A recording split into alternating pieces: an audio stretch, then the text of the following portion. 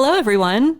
Welcome to Key to the Pastcast, a Trumbull County history podcast on the history of our area. My name is Megan Reed, and I am the director of the Trumbull County Historical Society. Hi, my name is Ryan McLennan, and I am the Education and Outreach Manager of the Trumbull County Historical Society.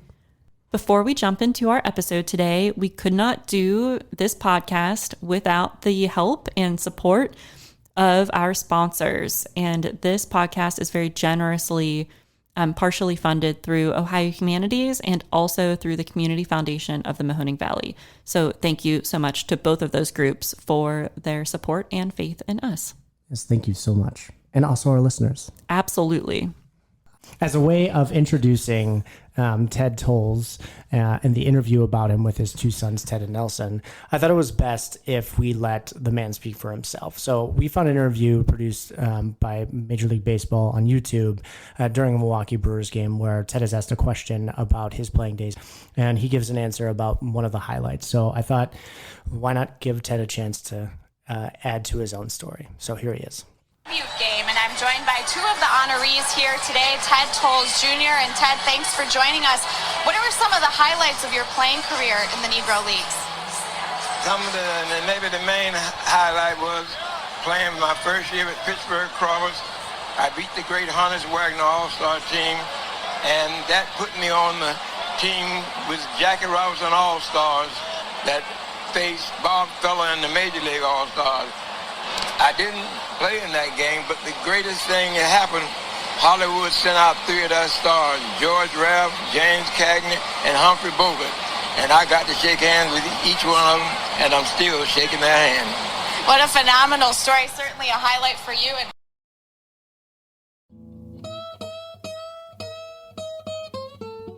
So we're extremely excited to be here with Ted and Nelson to talk about the life of Ted Toles, professional baseball player, born and raised in Braceville, right here in Trumbull County. Can you guys tell us a little bit about your dad's early life growing up in Braceville? What was that like? Also, shout out to all the Bracevillians out there. Yes. Thank you. Thank you. Well, it was pretty interesting. My dad raised us to respect everybody, respect yourself, and he said you can go far just by respecting people. When we were younger, he would always come around telling his baseball stories. So the first thing we would do is scatter. There was 7 of us, and we didn't really want to hear all those stories that he would tell because we heard them so many times. And the funny thing is that when you look back, his stories were really amazing because we didn't know the depth or those how it would affect in history, you know. And he, like my brother said, we was be like, oh my God, here comes Dad, man, you know. I'm only listening for a little bit, you know. But to think about it, back then it was amazing because he loved to tell those stories. Yeah. And it did a lot for us once we realized the history of it. Very cool. Yeah, but I'd like to mention his dad, who came up from Strata, Alabama in the early 1920s, of course, part of the Great Migration. Mm-hmm. And of course, a lot of the African Americans were coming up to look for better jobs and a better way of life. Mm-hmm. And his dad and mom settled in Braceville and started a farm.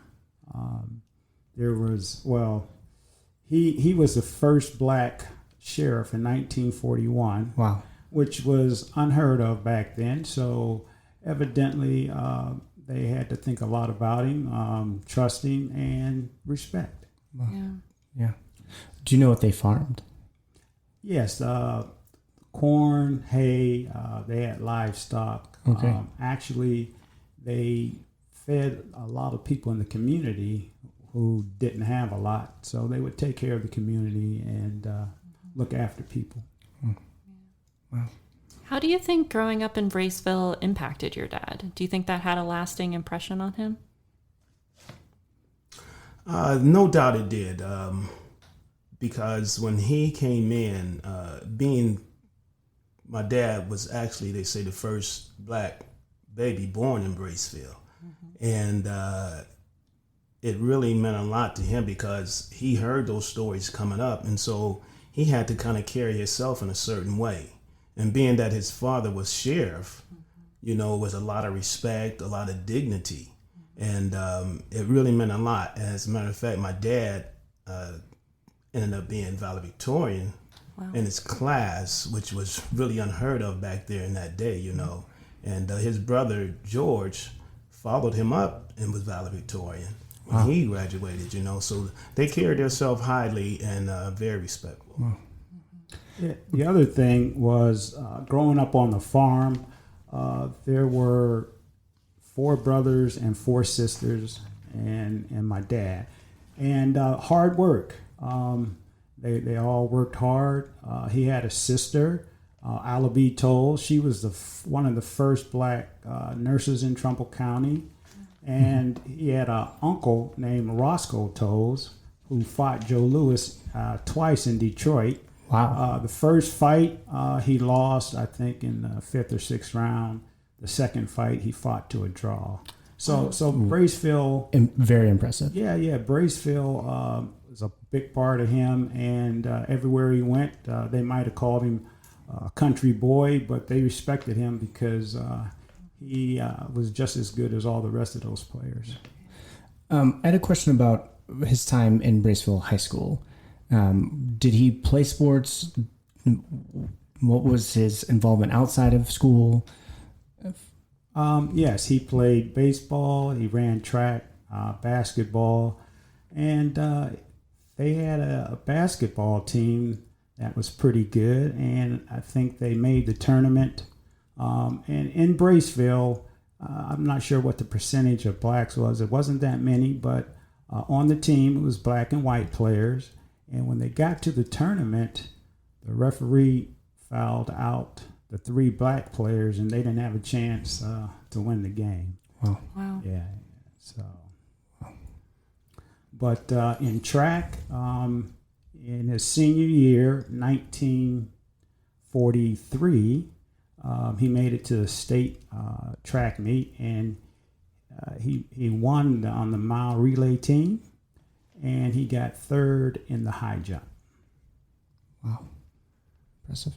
Nelson, you mentioned that your dad during school and his brother were both valedictorian. What were their subjects of interest, and then what did they do after they graduated from high school, from Braceville High School? The subject of interest was probably math. My dad was a whip in math, and my Uncle George, he was a historian more so. He knew a lot about history and I would say probably math also, but he was very, very smart too, But after that, it really wasn't anything about college. You went out and got a job and raised your family, Sure. My dad did go out to pursue baseball, but it didn't really, in the end, it didn't really pan out for him. So he ended up working in the mill. Yeah, but it started out after he graduated. He started playing with the GC's Charlie Caffey, who's was Mr. Baseball in Warren. I'm not sure if a lot of people know that or not. But Charlie Caffey had a sandlot team, and he would go out and get games against Cleveland Buckeyes, Pittsburgh Crawfords, and he would bring them in, and the GC Sandlot teams would play against these guys, and these guys were pretty good, and that's where my dad got a chance to play against the Negro League teams, and he was discovered by Gus Greenlee, and that was from Pittsburgh Crawfords. He was the owner, and in 1946, he invited my dad to play for the Pittsburgh Crawfords because he played so well. So that was the beginning of his Negro League career. Yeah. Why baseball for him? What was it about baseball that he gravitated toward? America's game. Good answer. Yeah. But he said a lot of times when they would finish their chores, everybody was playing baseball. They'd go pick up games and they would play until it got dark. And he said those days actually set him up for the baseball career that he had. So when he started playing professionally, it looks like he played for about 11 teams. Yes. 1946, now you're going to make me think here. he played for the Pittsburgh Crawfords, 1947 Newark Eagles and Cleveland Buckeyes, 1950-51 Jacksonville Eagles, and in between he played for Pioneer League, Canadian League, and some other league. I can't. Provical, out of probably out west. But some of the names of the teams were Saskatchewan Ramblers, the Yankees Three Rivers out of Canada, St. Hyacinth, and Magic City Cowboys in Idaho, Newcastle Indians, Jacksonville Eagles in the Negro League team, Newark Eagles, and the Jackie Robinson All-Stars in 1946, which was one of his main highlights in his career.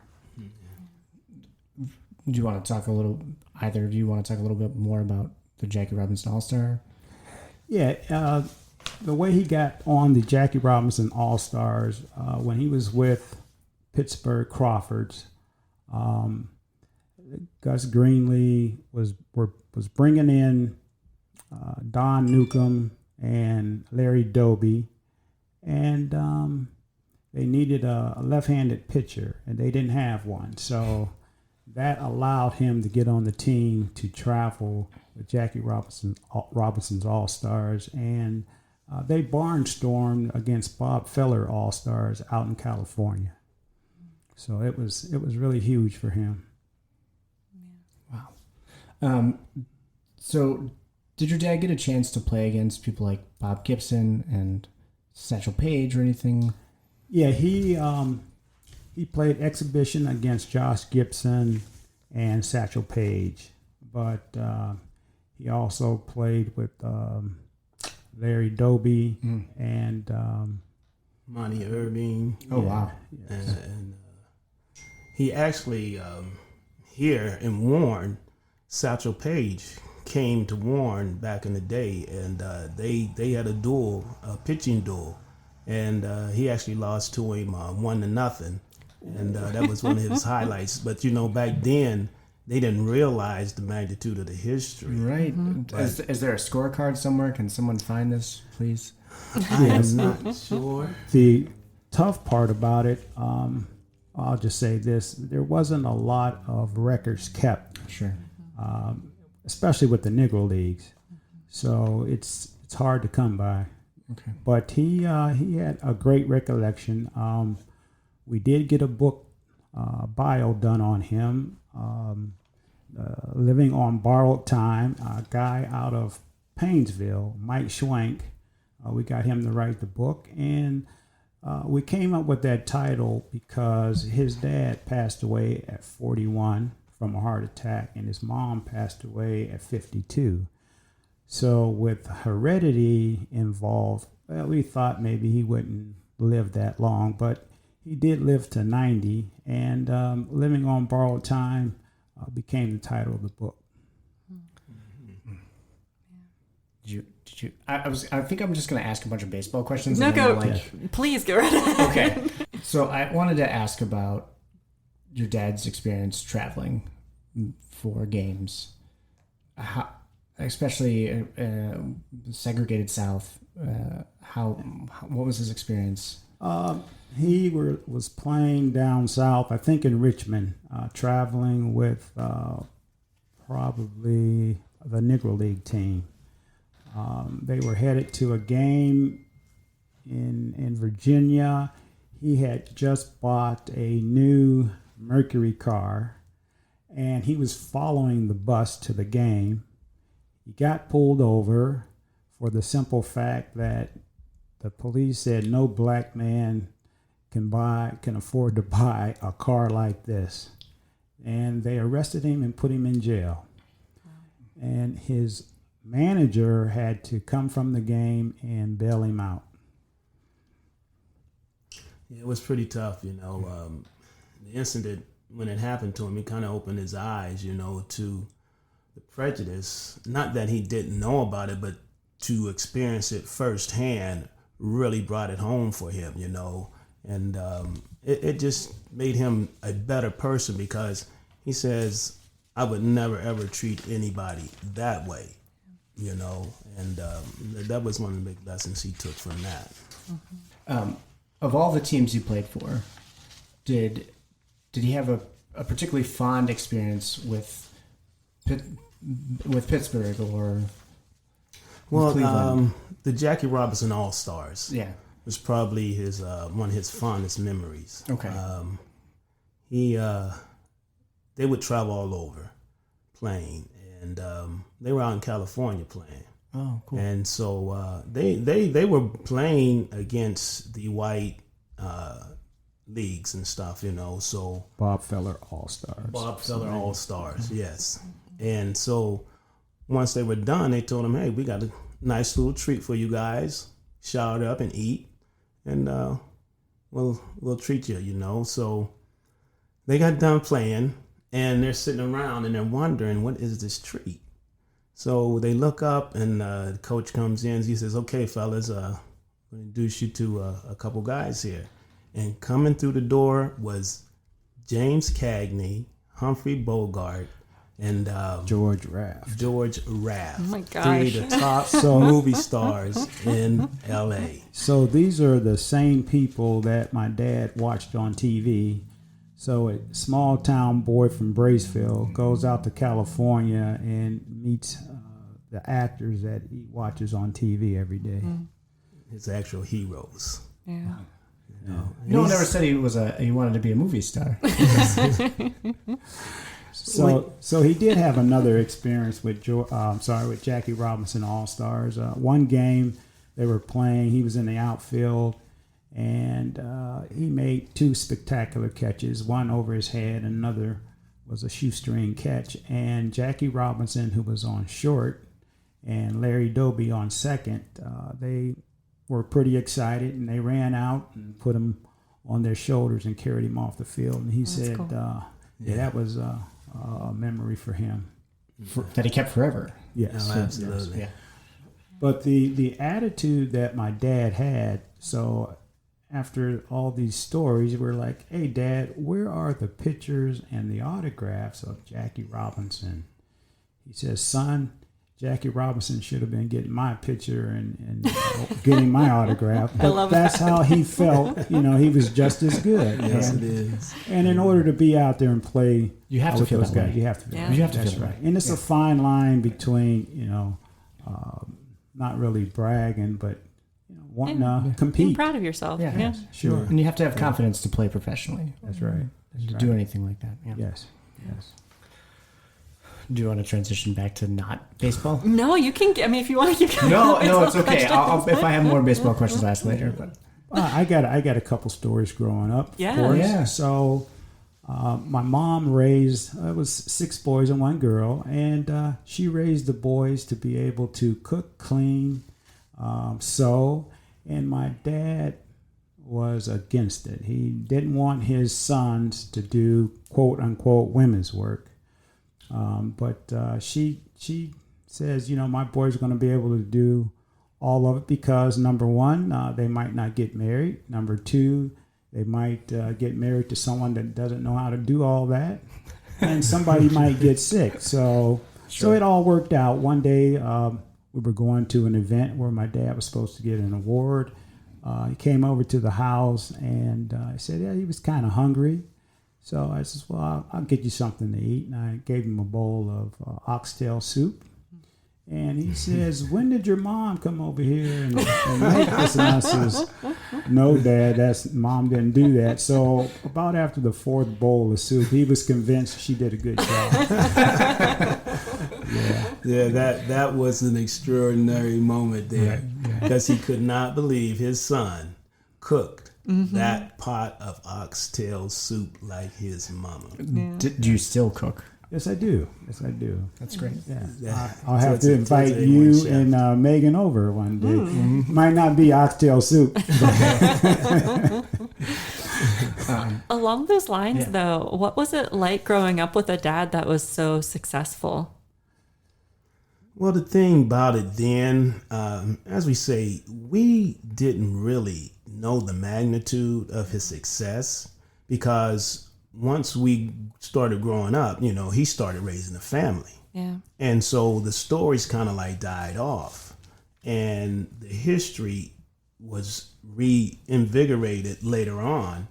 And then we really started hearing about our dad and people asking us about him, because the major leagues, I guess they kind of wanted to make a wrong right. And they took up like Negro League night. And they would have that in different parks. This was in the early thousands or late 90s, right? Exactly. Yeah. Exactly. Yeah. And so at different parks, they would recognize the Negro League ball players.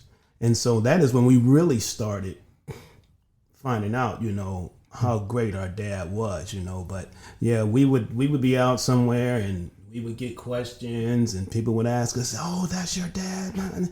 That's Negro League ball player." We're like, "Yeah, that's dad," and whatnot. But it was pretty awesome. That's amazing. It was pretty awesome. Sort of following up with that is, you wanted to talk a little bit and about how he was as a dad, just as a father, what he meant to you guys as. Yeah, so his dad named 3 of his sons after great white men. His name was Theodore Roosevelt.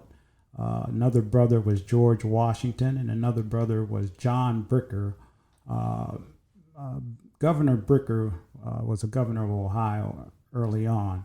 But that message to his kids was that if you want to be successful, you can be if you do the right thing like any other white man or anybody else. But just do the right thing, respect people, and it'll happen.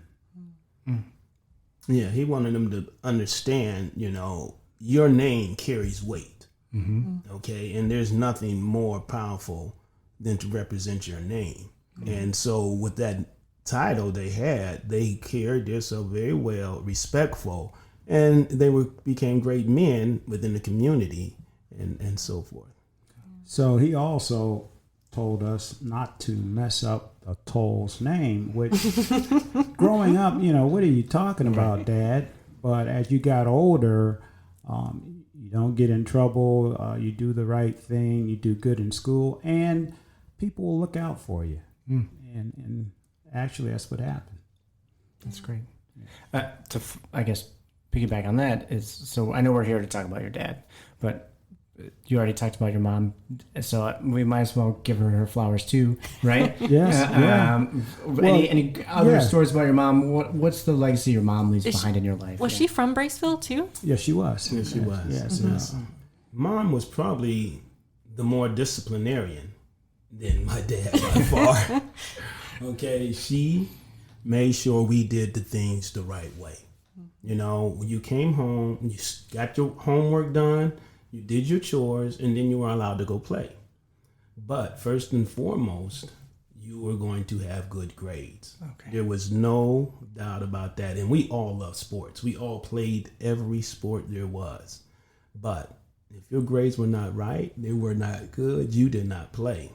So she kept us in line with that, and she had a heavy hand.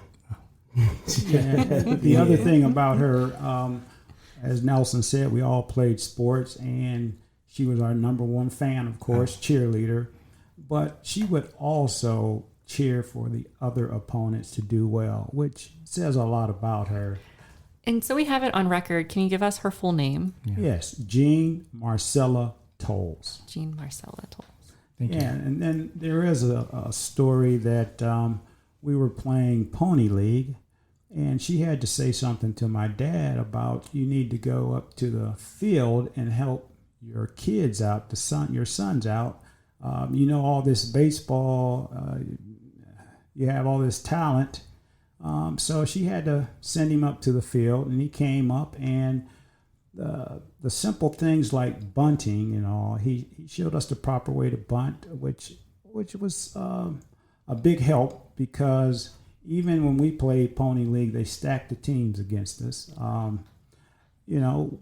The side note to that, our coach, win or lose, would take us to the Dairy Queen every game. So That's the important part. But so he did. He helped us with the fundamentals of bunting and also pitching. I was a pitcher, and he showed me how to throw a changeup and a sidearm curve. And it was nice to see the opposing batters jump out of the batter's box, and then that ball curve over the plate. It's a little get back at them. But one game I was pretty excited. My dad wasn't there, but I couldn't wait to tell him. When I seen him, Dad, I got 4 hits. He says, well, great. Where did you get hit at?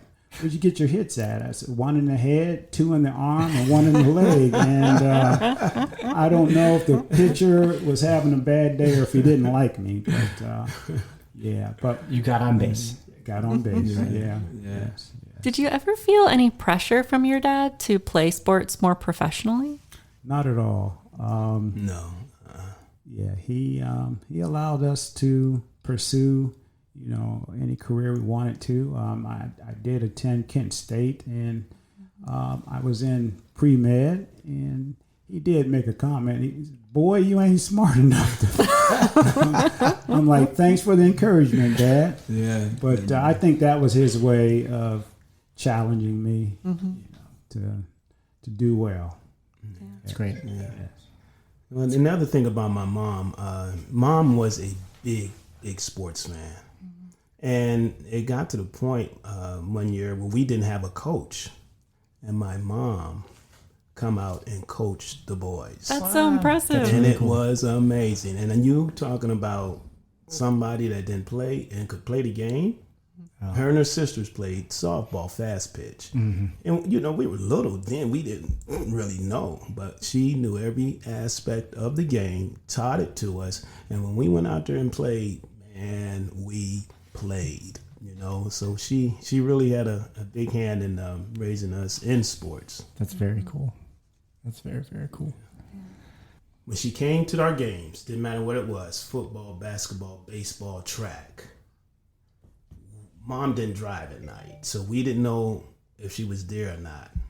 But then all of a sudden, you would just hear somebody out of the stands, "Run, Nelly! Get that ball, Teddy! Let's go, Leslie!"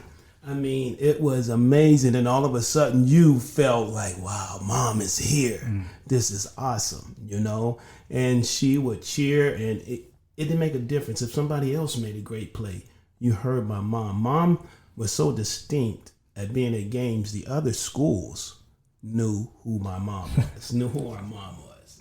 Lakeview, Newton Falls, Champion, Brookfield. Until this day, I get people that ask me, "How's your mom? What, how's she been? Or what's, how is everything, And that is just amazing, because she was, one of the greatest cheerleaders we ever had. Very cool.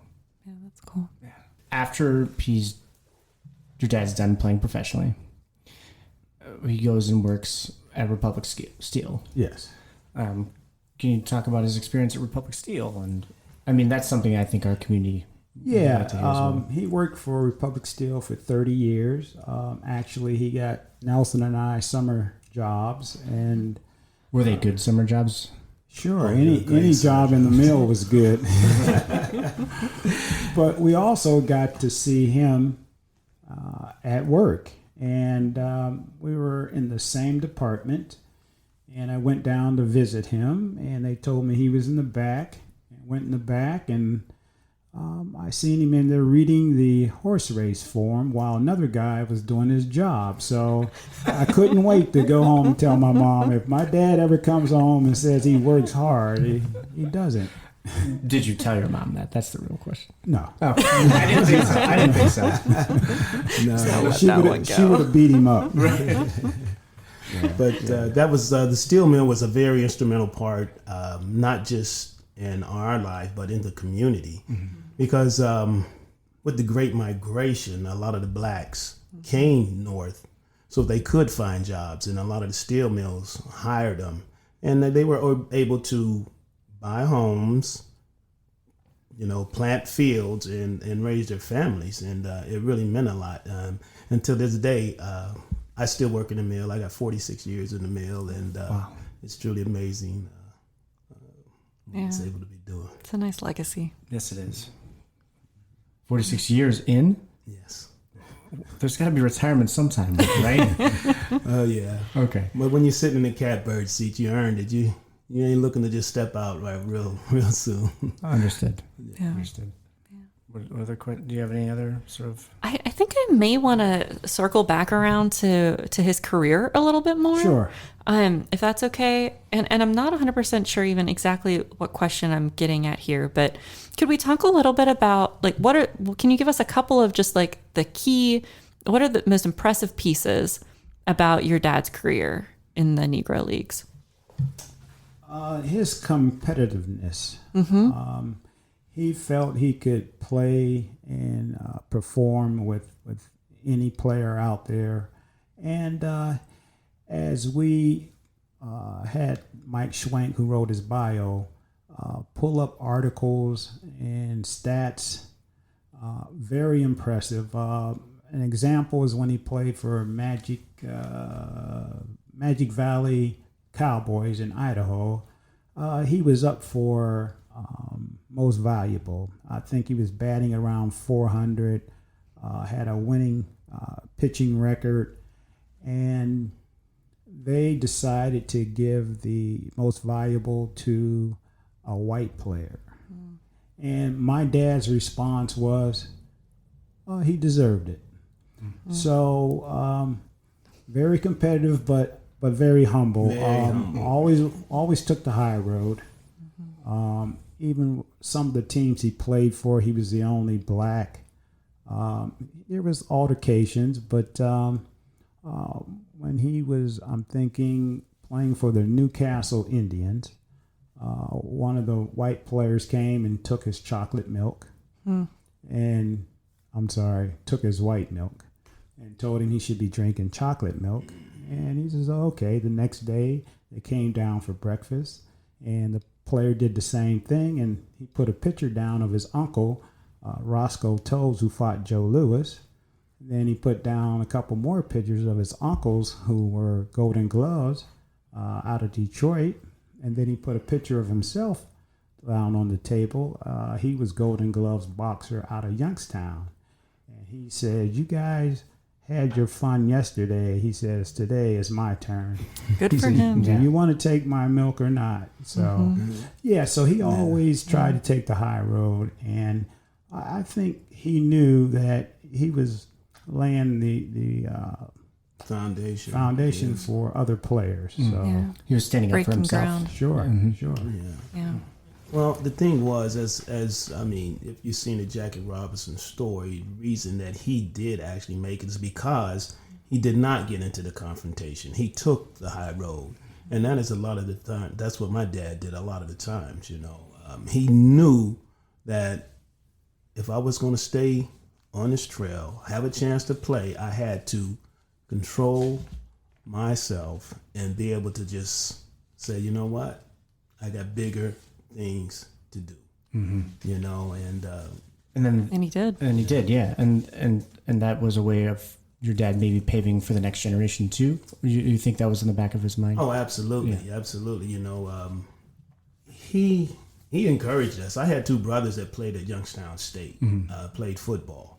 Larry and Lonnie, the two younger ones and stuff. One played with Tressel and one played for Narduzzi. And that is a part of the upbringing, You work hard, play hard, and see where it can take you. It's a good lesson. Yeah, very good lesson. Yeah, so I have a couple stories. How much did my dad love baseball? So he did want to manage his own team. He didn't want to recruit any players. He wanted to have his own team by himself. So he had 7 kids. So that means there were 2 people short. So the question was, did my mom change her mind, or did my dad get tired? So we don't know what that answer was. But the other thing, how much did my dad love baseball? When he was getting ready to play for the Pittsburgh Crawfords, he had chronic shoulder pain, and the chiropractor said it might be calcium deposit. So maybe if you pull a couple of your teeth, the pain will go away.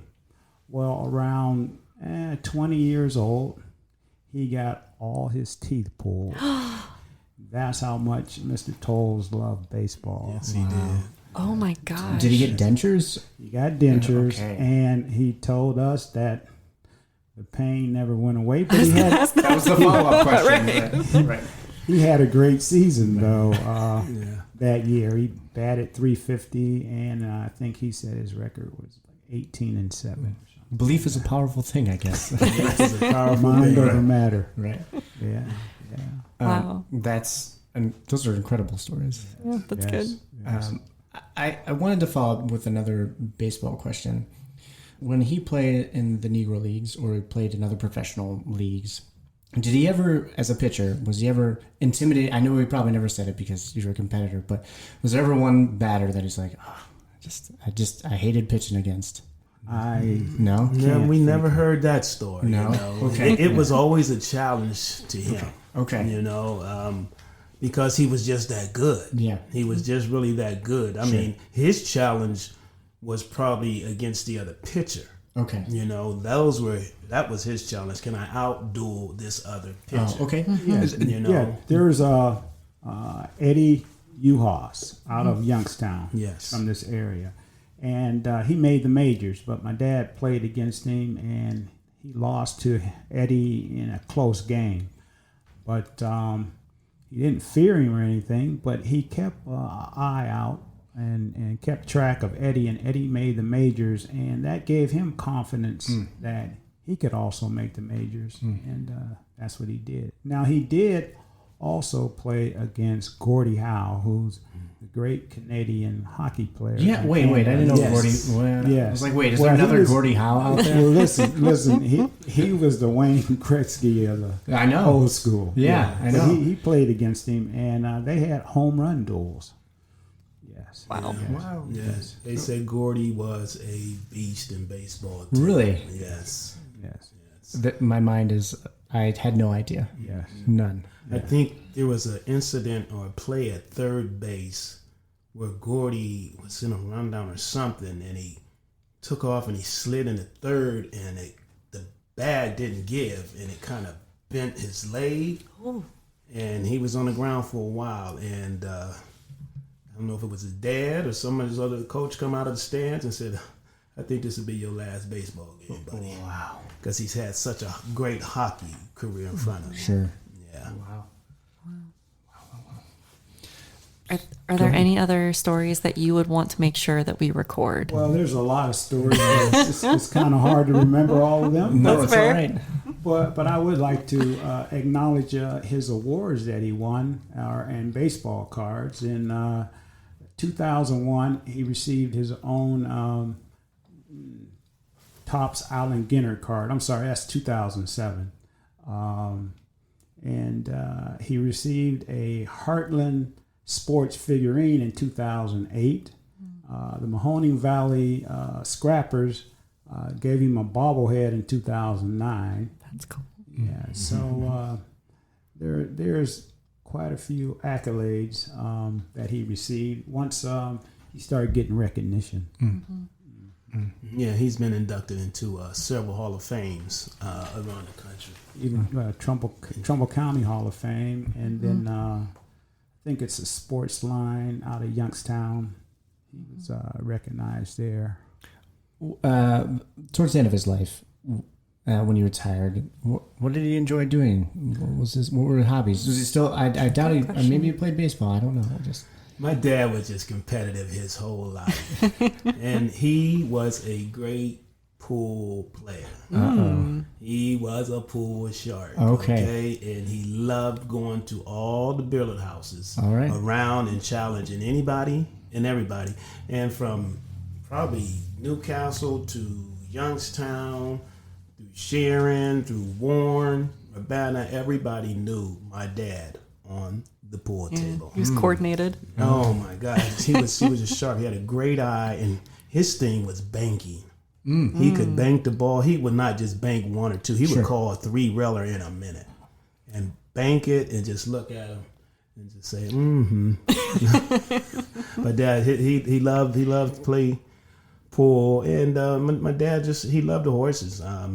His family they fell in love with him, and he was big on that. He loved watching that Kentucky Derby, Preakness and whatnot. But that was one of his things too. Yeah, he liked playing cards. I guess you call it gambling, but he loved doing that. Yeah. I assume he also hustled at the pool table. Yeah, well, that was part of what the city baseball players taught him when he started traveling on the road. They made very little money, and if you wanted to eat, you had to hustle. You had to have a hustle. Like you said, dice, cards, playing pool, helped him put money in his pocket, and he continued that hobby. As a matter of fact, when he would get his check, he would actually send most of it home, and he keep just enough in his pocket, till the next check, next pay. Because Mom at home, there was not much there, once Pop passed and everything, And he started hustling, and the cat, they said he had a great mind, great thinker, and cards was definitely one of his games. Yeah. Is the house that he grew up in still there?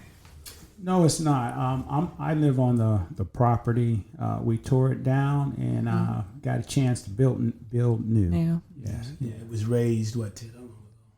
Pardon? It was raised, 10 years ago? 2012. Yeah. Okay. About 10 years. Yeah. Mm-hmm. Cool. Is there anything else we're forgetting? Anything else?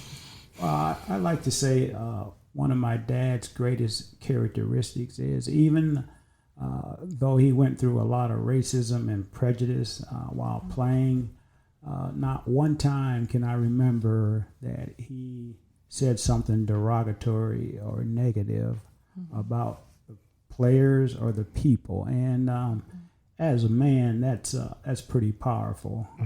And that's what he taught us, and we try to continue his legacy. We did dedicate our basement to him, called it Lefty's Lounge, just to store his memorabilia, jerseys, and pictures. So if you have a lounge, you have to have a pool table. So you have a pool table. Yeah, we have a pool table, to maintain. So who's the best pool player now in the family? Nelson. He was very humble about it. Like, He was. Nelson looked away. He got me I'm not last gonna time. say it. I gotta be honest. He got me last time, and I'll give him credit. I know it's waiting. I know I've it's been around practicing. the corner. Yeah, we get that competitiveness, So Sure. it's awesome. Yeah. And the other nice thing, my dad never made the majors, but in December 2020, Major League Baseball recognized all the Negro League players as major leagues, and it was 3,400 players, which is pretty incredible that they would do that, because, of course, a lot of the Negro League players couldn't play until, of course, Jackie Robinson and Larry Doby came over. Yeah. So he would have been ecstatic. He passed away in April 2016. He was 90 years old and still driving. It's a long way. Not well. That was the follow-up, which is, I imagine it wasn't well. But It was hard to get the keys from him. Sure. He was just so independent, and he just loved doing what he did, But, Yeah, it was really an awesome feat for us to know that they finally recognized them as Major League Baseball players and stuff, you know. So we were really proud about that. Absolutely. What do you think your dad's legacy is to the area, to Braceville, to Trumbull County, and then maybe a little bit more about his legacy to you, both of you, Ted and Nelson? I think his legacy is that you can accomplish anything you put your mind to. His message to the young kids always was work hard, do your homework, be obedient, and you can be successful. And he says, I'm always an example. And that's what he did. Nelson? Yeah, he was a hard worker. You know, he loved doing what he did. You know, he never made any excuses about anything. And whatever he wanted to accomplish, he set his mind on it. And I think his big thing was he was from a small town, you know, but he had big dreams. Mm-hmm. And he went out and he set that out, and he had accomplished a lot of it, you know. So I think that's what he really wants everybody to know, that no matter where you're from, no matter how small the town is, you can do great things. And so what we're doing now, actually, half of a segue, excuse me, is that we're part of a group out in the Braceville. We're the BCF, Braceville Community Foundation. Yep.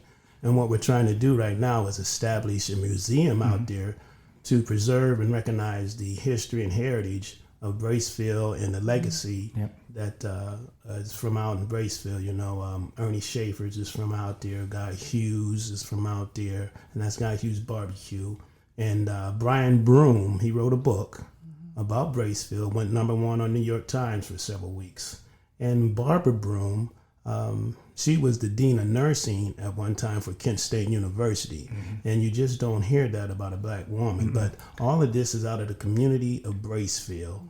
And so that's the one thing we're tickled about is trying to maintain and preserve the history and legacy of Braceville. Mm-hmm. Very cool. Yeah. We're excited to see all of the activity in Braceville right now. There's a lot of really good projects out there, and everybody that we've talked to are like hustlers, like they're doing it, you know, like they're on it, and it looks like there's going to be some really cool things coming up in the next couple of years. Yeah. Well, we thank you guys for having us on to spread the word and to help keep the people in Braceville, the legacy alive, and thank you kindly. Yeah. Thank you. Thank you very much. Yeah. Really appreciate it. Thank you much.